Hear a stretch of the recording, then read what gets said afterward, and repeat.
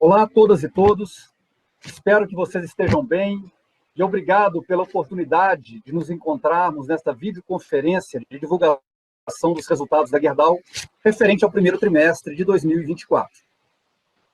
Está aqui do meu lado o nosso CFO, Rafael Japur, e para nós dois é sempre um prazer conversar com você sobre o nosso desempenho e esclarecer possíveis dúvidas e questões que surjam ao longo da nossa apresentação.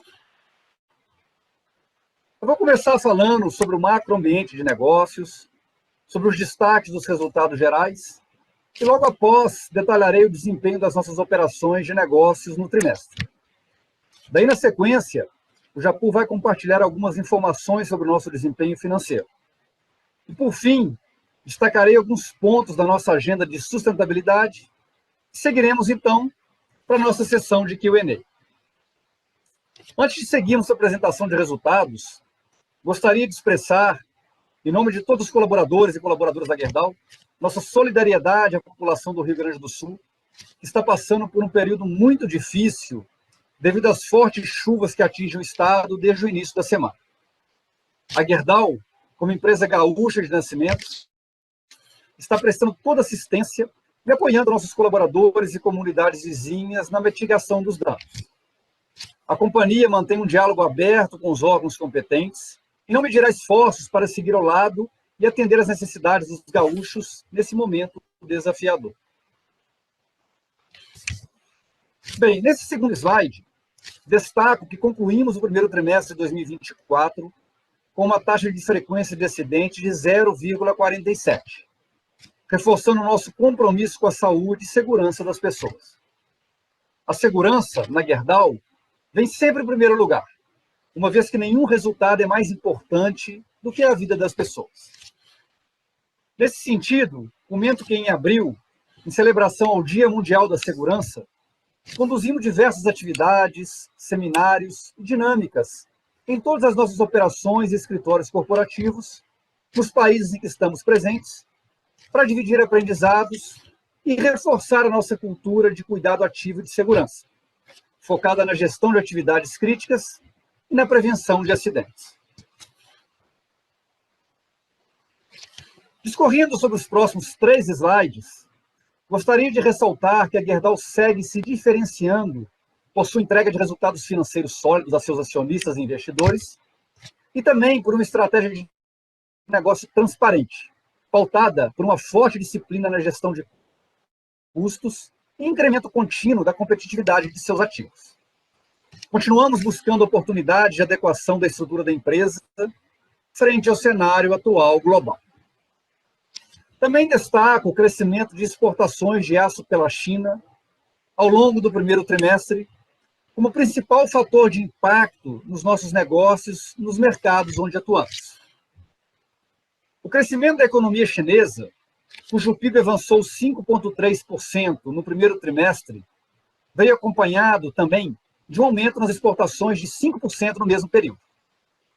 Em paralelo, os segmentos de infraestrutura e construção civil residencial naquele país seguem perdendo protagonismo como motores da economia local, o que tem resultado em um importante desequilíbrio entre oferta e demanda de aço no mercado doméstico chinês. As exportações de aço aumentaram 25% em março, para quase 10 milhões de toneladas. E no trimestre, a alta foi de 31% para 26 milhões de toneladas, o que tem impactado negativamente o mercado mundial de aço, uma vez que o excedente de produção de aço destinado para exportação tem sido subsidiado pelo governo chinês.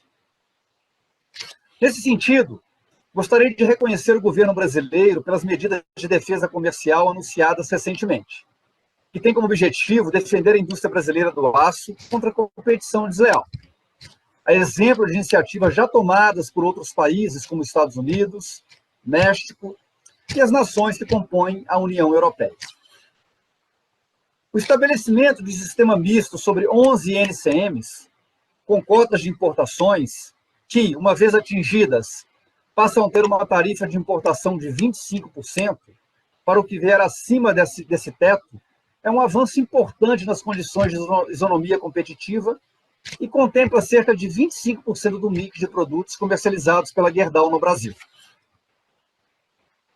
Ressalto que as medidas de defesa comercial anunciadas são um primeiro passo e não resolvem integralmente os desafios enfrentados pela indústria do aço nacional. Vamos seguir acompanhando os reais impactos que essa iniciativa de defesa comercial terá no mercado doméstico no curto prazo e avançando com os pedidos de análise de antidumping junto aos órgãos competentes. Indo agora para o slide 6, passo a falar sobre os destaques de cada uma das nossas operações de negócio e as perspectivas para os próximos meses. Passando agora para o próximo slide, vimos, no primeiro trimestre de 2024, uma recuperação nos volumes e no desempenho da operação de negócio América do Norte, frente ao período anterior. Esse desempenho reflete a resiliência do mercado norte-americano, que contribuiu para manter a demanda local por aço em níveis saudáveis, com o nosso backlog estável em um patamar elevado de cerca de 55 dias. O mercado nos Estados Unidos segue sendo impactado positivamente por medidas governamentais, como a Lei de Redução de Inflação, o IRA em inglês, o movimento de reshoring e a manutenção da seção 232. Continuamos investindo na melhoria da eficiência operacional e modernização das nossas unidades na América do Norte, com o objetivo de fornecer um portfólio de produtos e soluções inovadores que atendam às necessidades atuais e futuras dos nossos clientes, como, por exemplo, a demanda futura por aço atrelada aos grandes investimentos previstos em infraestrutura no país. Gostaria de destacar ainda a modernização da unidade de Jackson, no Tennessee, que irá aumentar ainda mais a competitividade da planta e se tornará um centro ainda mais relevante de atendimento aos nossos clientes da região. Passando agora para o próximo slide, falo sobre a nossa operação de negócio aços especiais. O mercado automotivo nos Estados Unidos continua com uma recuperação gradual, com a produção de veículos leves e pesados projetada para ficar acima de 16 milhões de unidades em 2024, com níveis de estoque normalizados. Ainda há espaço, porém, para uma recuperação mais intensa nos próximos períodos, voltando a níveis pré-pandemia. Além disso, gostaria de comunicar que estamos iniciando estudos de viabilidade para a construção de uma unidade de Greenfield para a produção de aços especiais no México. Esse movimento reflete as perspectivas positivas para a indústria automotiva local e o movimento de nearshoring nos Estados Unidos, que tem impactado positivamente o desempenho da economia mexicana. Por sua vez, as perspectivas para o mercado de aços especiais no Brasil estão mais otimistas, como resultado de alguns sinais que apontam para uma recuperação da atividade automotiva, em especial no segmento de pesados. A produção de caminhões no primeiro trimestre superou 29 mil unidades, 19,7% acima do mesmo período de 2023, segundo dados da Anfávia. Para ônibus, a alta foi de 61,6%, com 6,5 mil unidades fabricadas. O mercado, porém, segue atento às incertezas atreladas ao acesso a linhas de crédito, às elevadas taxas de juros e a excessiva entrada de veículos importados. Passando para o próximo slide, fala agora sobre o cenário de aços longos e planos no Brasil, cujo desempenho no primeiro trimestre seguiu sendo impactado pela forte entrada de aço importado no país, uma vez que as medidas de defesa comercial, sobre as quais comentei anteriormente, ainda não tinham sido anunciadas. Entre janeiro e março, as importações chegaram a 1.300.000 toneladas, uma alta de 25% em relação ao mesmo período do ano anterior, segundo dados do Instituto Aço Brasil. Somente em março, os volumes de aço importado saltaram 46%, contribuindo para que a taxa de penetração de importados ficasse perto de 20%. Comento também que seguimos na expectativa de vermos materializados alguns indicadores positivos para o mercado brasileiro, em especial no que diz respeito à indústria da construção, e de uma queda mais importante na taxa de juros. Um exemplo é a sinalização do governo federal de que irá implementar medidas que visem a liberação de cerca de 300 bilhões de reais para crédito imobiliário, o que deve contribuir para aquecer esse mercado. Passamos agora para o próximo slide, para falar sobre a operação de negócio América do Sul. Começo falando que concluímos a venda das nossas operações na Colômbia e República Dominicana ao longo do primeiro trimestre, como parte da nossa estratégia de alocação de capital, que se concentra no crescimento e na competitividade dos nossos ativos, com maiores potenciais de geração de valor no longo prazo. Na Argentina, por sua vez, a pressão inflacionária, as restrições às importações e as medidas econômicas tomadas pelo novo governo, como a desvalorização do peso argentino, seguem como ponto de atenção para o desempenho do mercado local nos próximos trimestres. O cenário do Uruguai segue positivo, como reflexo de bons níveis de consumo de aço, em particular do setor do agronegócio, e por investimentos públicos e privados. Por sua vez, no Peru, o PIB teve, em fevereiro, sua maior alta dos últimos 20 meses, alavancado por um bom desempenho dos setores de mineração e da construção, em especial no segmento de obras públicas. Agora, passo a palavra para o Japur. Depois, eu volto para falar sobre nossa jornada de sustentabilidade e responder as questões de vocês. Obrigado, Gustavo. Olá, pessoal. Sempre um enorme prazer estar aqui com vocês em nossa divulgação de resultados agora no primeiro trimestre de 2024 para a Gerdau. Com relação aos resultados financeiros, concluímos o trimestre com um EBITDA de 2 bilhões 813 milhões de reais, com uma margem de 17,4%, 3,5 pontos percentuais acima do trimestre anterior, como vemos no gráfico da esquerda. Tivemos uma expansão de EBITDA em todas as operações de negócio da Gerdau, com destaque para a operação da América do Norte, onde também tivemos uma expansão dos nossos volumes de venda. Além disso, tivemos um melhor mix na nossa operação Brasil, com menos exportações e mais entregas no mercado interno, como apresentado no gráfico da direita. Além do contexto operacional mais positivo, relembramos que tanto as receitas como os custos do quarto trimestre de 2023 foram impactados negativamente pela desvalorização cambial ocorrida na Argentina naquele período. Falando agora em capital de giro no próximo slide. Encerramos o trimestre com uma posição de 15 bilhões e 400 milhões de reais. Apesar deste aumento de 9% em relação ao quarto trimestre de 2023, é importante destacar que o nosso ciclo financeiro caiu para 86 dias em função do crescimento da receita líquida em 10%, o que influenciou a conta clientes. Quando comparamos nosso capital de giro com o mesmo período do ano anterior, para levarmos em conta a sazonalidade, percebemos já uma importante redução de 900 milhões de reais no capital de giro. Observando o gráfico da direita, percebemos pelas barras destacadas em vermelho que, tipicamente, o primeiro trimestre de cada ano consome caixa muito em função da retomada dos volumes de venda depois das paradas de manutenção que, tipicamente, fazemos ao final do ano.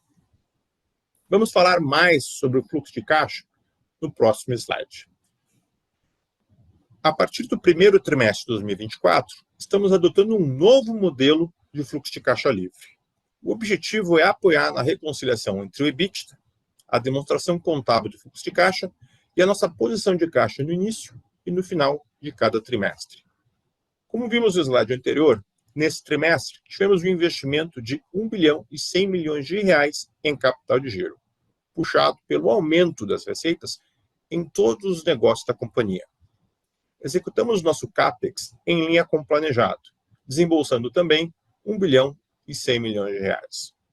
Somando as demais colunas, tivemos um fluxo de caixa livre negativo de 610 milhões de reais no primeiro trimestre. Para efeito comparativo, se a gente aplicasse o conceito anterior de fluxo de caixa livre, teríamos tido uma geração de caixa positiva em 85 milhões de reais. No próximo slide, vamos falar sobre liquidez e endividamento. Seguimos com uma forte liquidez de 10 bilhões e 300 milhões de reais e encerramos o primeiro trimestre com uma dívida bruta de 11 bilhões de reais. Seguimos com um excelente patamar de alavancagem, com uma relação de dívida líquida por EBITDA de 0,40 vezes. Além disso, ao longo do segundo trimestre agora, planejamos emitir 1 bilhão e 500 milhões de reais em debêntures, com 5 anos de vencimento, com o objetivo de refinanciar parte das nossas dívidas de curto prazo, cujos juros estão atualmente acima do nosso custo de uma nova captação, além de aproveitar o bom momento e alongar as nossas obrigações de 2024 e 2025 para 2029. Seguindo para o próximo slide, vamos falar sobre o retorno aos nossos acionistas. A Gerdau S.A. e a Metalúrgica Gerdau pagarão dividendos nos dias 27 e 28 de maio, respectivamente. A Gerdau S.A. pagará 28 centavos por ação, enquanto a Metalúrgica Gerdau distribuirá 19 centavos por ação. Em ambos os casos, serão consideradas as posições acionárias de 15 de maio de 2024. Relembrando que, em 22 de abril, os acionistas da Gerdau S.A. receberam a título de bonificação uma ação para cada 5 ações da mesma espécie. Nossas ações já estão em negociação com o preço ajustado pela bonificação desde o dia 18 de abril. Vamos falar agora sobre CAPEX. No primeiro trimestre, nosso investimento em CAPEX totalizou 858 milhões de reais, sendo 50% destinados a projetos de manutenção e 50% a projetos de competitividade. Até o momento, já investimos 41% dos 11 bilhões e 900 milhões de reais previstos no CAPEX estratégico do ciclo 2021 a 2026 da Gerdau.